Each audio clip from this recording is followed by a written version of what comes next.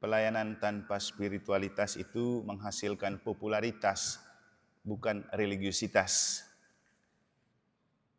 Romo, Clemens, Frater, Suster, Bapak Ibu Saudara-saudari, adik-adik dan anak-anak sekalian yang saya kasih dalam Tuhan.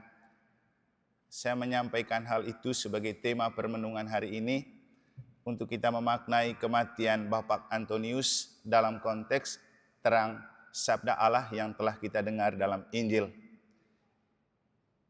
Saya tidak memakai bacaan khusus untuk orang mati, karena setiap bacaan harian selalu punya makna untuk orang hidup dan orang mati. Tinggal bagaimana kita memaknainya. Karena ini sabda Allah yang turun dari surga, maka sumbernya di surga. Maka kalau ada kematian, pakai saja bacaan harian, karena itu juga untuk mengantar dia kembali ke surga. Dan sebelum kita lebih jauh mendalami dan memaknai tema itu, mana Galang tadi? Galang, jam 1 kan itu jam ngantuk. Apalagi kalau sudah makan siang. Daripada orang tidur, coba kau iring dulu lagu Hidup Adalah Kesempatan. Boleh nyanyi sama-sama, terutama bagian refrennya. Karena untuk memaknai tema itu, kita bisa mendalami lagi lagu Hidup Adalah Kesempatan. Karena kalau sudah mati seperti ini, kita tidak punya kesempatan lagi untuk melayani.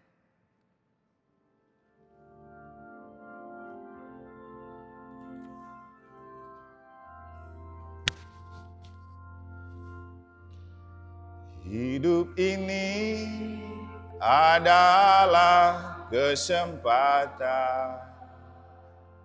Hidup ini untuk melayani Tuhan. Jangan sia-siakan waktu yang Tuhan beri. Hidup ini harus jadi berkat. Langsung refren. Oh Tuhan, pakailah hidupku selagi aku masih kuat, hingga saatnya nanti ku tak berdaya lagi. Hidup ini sudah jadi berkat. Oke, kapan hidup itu tidak berdaya lagi, tapi sudah menjadi berkat? Saat kita sudah tua, manula, usia lanjut, itulah saat dimana kita tidak berdaya lagi. Tapi tidak usah kecewa dan menyesal kalau sudah tua, kita tidak berdaya lagi. Yang penting, waktu masih muda dan kuat, berdayalah. Banyak-banyak melayani. Saya hari ini rindu untuk bertemu dengan banyak laki-laki, agak terobati. Apalagi lihat Galang tadi itu. Kenapa? Hari Minggu kita ada Natal bersama ibu-ibu tatib. Kami semua melihat ibu-ibu, yang laki-laki cuma saya, Romo Cece, Frater, sama Pak Mike. Lalu saya bilang apa? Ada sebuah keistimewaan di Paroki Mataram, kalau kita perhatikan baik-baik. Yang banyak melayani itu ibu-ibu. Yang jadi tatib ibu-ibu, bapak-bapak tidak berminat. Kalau ikut misa harian, coba perhatikan, yang banyak jadi lektor dan mazmur atau angkat lagu, bahkan bait pengantar Injil itu siapa? Ibu-ibu. Kalau dihitung, ya sudah pasti angkat lagu Ibu Sri, angkat bait pengantar Injil Ibu Justin. Terus yang lain kemana bro? Kemarin saya misa Kerahiman jam 3. Dulu saya misa itu ada 2 laki-laki yang datang, bapak-bapak. Tapi kemarin tidak ada satu pun laki-laki. Semua ibu-ibu. Untung saya ajak frater, sehingga kami 2 lah yang jadi laki-laki dalam misa Kerahiman itu. Lagi-lagi pertanyaannya, kemana bapak-bapak? Nah, beda kalau ada kematian, yang paling banyak datang itu siapa? Bapak-bapak. Kenapa? Setelah berdoa ada tepuk-tepuknya. Apalagi kalau di timur ya. Bapak-bapak senang kalau ada kematian. Mereka bisa mete itu berhari-hari dan bermalam-malam. Dan paling rajin untuk pergi. Tapi giliran berdoa hilang. Nah Bapak Ibu, Hari ini Yesus mengajarkan kepada kita bagaimana menjadi pelayan yang berlandaskan doa. Selalu kita ada bilang ora et labora. Berdoa dan bekerja. Bukan berdoa atau bekerja. Dan Yesus menunjukkan itu. Dia bekerja melayani sampai semua orang tertarik untuk berjumpa dengan Yesus. Dan saking banyaknya orang yang mau berjumpa dengan Yesus, antrian panjang itu ada. Tapi apa yang Yesus buat? Begitu banyak orang yang cari Yesus, dia sudah populer, dia menyingkir ke tempat yang sunyi untuk berdoa. Begitu sampai di tempat doa, murid-murid menyusuli dia dan mengatakan, "Guru, banyak sekali orang yang cari engkau." Tapi dia bilang apa? Aku juga harus pergi ke tempat yang lain. Artinya begini Bapak Ibu, ketika Yesus melayani, dia sudah populer. Banyak orang yang suka. Nah kita kalau manusia dan melayani, kita sudah populer, tidak mungkin kita keluar dari zona nyaman itu kan. Sudah populer ngapain pergi? Apalagi bilang mau pergi ke gereja, berdoa. Kita sudah tenar di mana-mana karena pelayanan kok. Tapi Yesus memilih untuk pergi berdoa karena apa? Dia tahu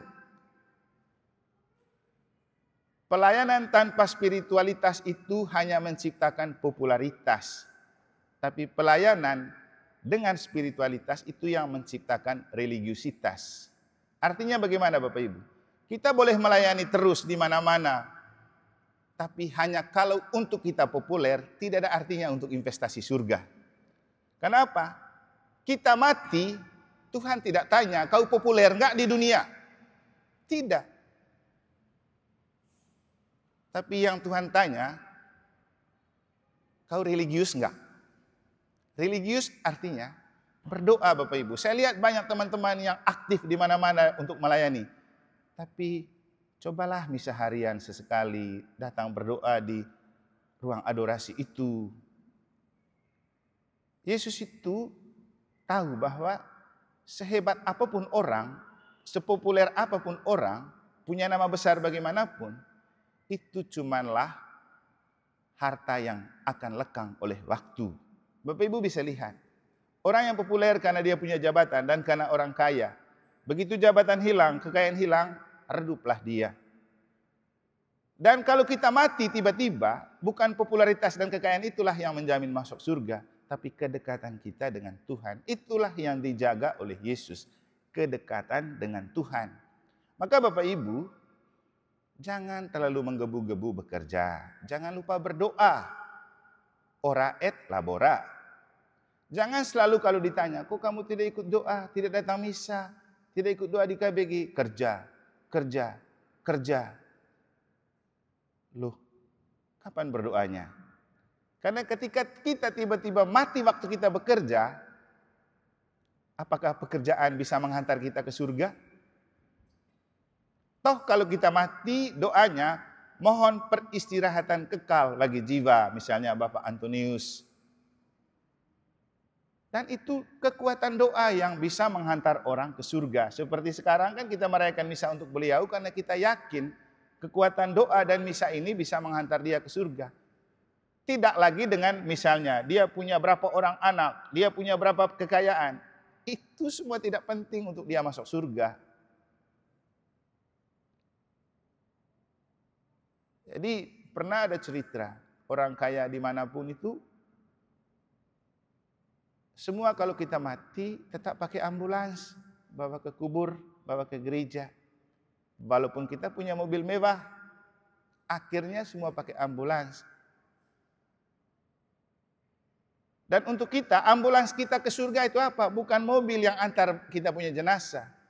Ini, Ekaristi inilah ambulans jalan menuju surga. Bapak Ibu, misa untuk orang mati itu penting. Bukan hanya saat kita menguburkan dia, tapi juga beberapa saat setelah dia mati. Karena apa? Bagi kita, kematian itu bukanlah akhir dari seluruh keberadaan dan kebersamaan kita. Setelah kita mati, yang mati dan memisahkan kita itu cuma tubuh, tapi jiwa tetap selalu bersama dan bersatu. Kenapa ada rasa rindu? Karena jiwa tidak pernah mati. Dan kita rindu berjumpa dengan orang yang sudah meninggal. Dan itu bisa kita lakukan dalam misa dan doa. Maka gereja Katolik itu tidak pernah menghabiskan hubungan dengan orang mati saat sudah mati dan dikuburkan. Ada peringatan hari ketiga, hari ke-40, 1 tahun, pokoknya sampai bertahun-tahun. Kenapa? Kematian cumanlah keterpisahan tubuh, tapi jiwa kita tetap hidup karena dihidupkan oleh Allah yang satu dan sama. Maka merawat jiwa dalam hidup itu juga penting Bapak Ibu. Jangan hanya kerja-kerja lupa berdoa. Dan kalau kita melayani juga jangan melayani untuk populer saja, tapi melayanilah untuk religiusitas, untuk kita makin suci dan kudus. Jadi Yesus itu kalau berdoa, kalau kita kepo-kepoin doanya Yesus ya, sebenarnya ada 2 saja inti dari doa Yesus. Karena Yesus ini kan kalau pergi berdoa, yang diceritakan dalam kitab suci, dia pergi ke tempat sunyi, berdoa seorang diri di sana. Tidak tahu isi doanya apa. Beda dengan doa zaman kita ya, zaman modern. Kumpul alat band, kumpul musik, gegap gempita di panggung, lalu kita bilang itu doa. Bukan doa itu show band. Coba lihat Yesus, mana pernah kerahkan masa untuk memuji Tuhan? Tidak ada. Kita bisa bilang waktu itu tidak ada musik, tapi memang doa itu Bapak Ibu, doa, bukan nyanyi, bukan puji-pujian begitu. Yesus itu kalau berdoa begini dia. Kalau dia berdoa yang dia sampaikan pertama, Bapa, aku bersyukur kepadamu, Tuhan langit dan bumi, karena misteri kerajaan Engkau nyatakan kepada orang kecil dan pandai, itulah yang berkenan di hatimu. Pertama syukur. Yang kedua, dia doa apa? Bapa, aku berdoa supaya aku bisa memuliakan Engkau dalam hidupku. Nanti cari di kitab suci. Bapa, aku berdoa supaya bisa memuliakan Engkau dalam hidupku. Bukan memuliakan Tuhan dalam doa. Beda Bapak Ibu. Memuliakan Tuhan dalam doa beda dengan memuliakan Tuhan dalam hidup melalui doa. Nah, inilah kesalahpahaman yang sering terjadi. Makanya kita itu kegeeran. Bilang puji-puji Tuhan untuk berdoa. Sorry, Tuhan tidak butuh pujian kita. Kita manusia yang butuh pujian. Benar kan? Coba lihat di doa syukur agung, di privasi. Tanpa kita puji Tuhan, para malaikat sudah memuji Tuhan. Bahkan kita join dengan para malaikat dan para kudus, memuji dan memuliakan Allah dengan bernyanyi, kudus, kudus. Kan gitu tuh. Ya, tugas kita adalah jangan lupa berdoa, supaya ketika kita bekerja, kita memuliakan Tuhan itu dalam pekerjaan-pekerjaan kita. Inilah yang dimaksudkan dengan religiusitas. Berdoa untuk bekerja, bekerja untuk berdoa.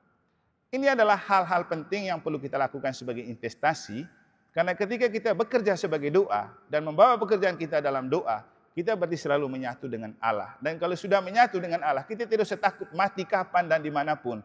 Karena ketika Tuhan ada di dalam diri kita di dalam diri Tuhan, maut tidak dapat memisahkan kita, walau badan kita kaku dan tidak berdaya.